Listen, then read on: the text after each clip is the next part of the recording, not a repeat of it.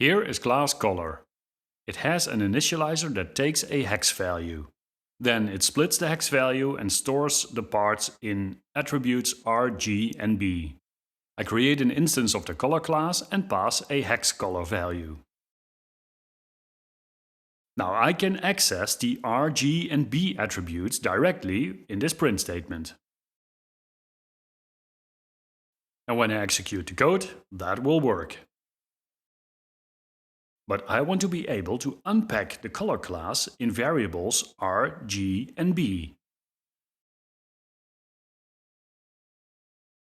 But when I write it like this, you can already see that this does not work. There is a problem. For this, the color class needs to be iterable, and dunder_iter is not implemented. So I define dunder_iter. And as you know, you can do two things.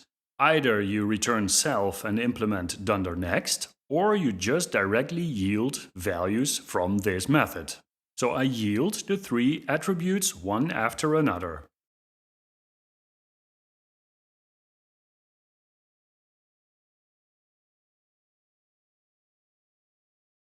And as you see, the problem here went away. I print the R, G, and B values and execute the code.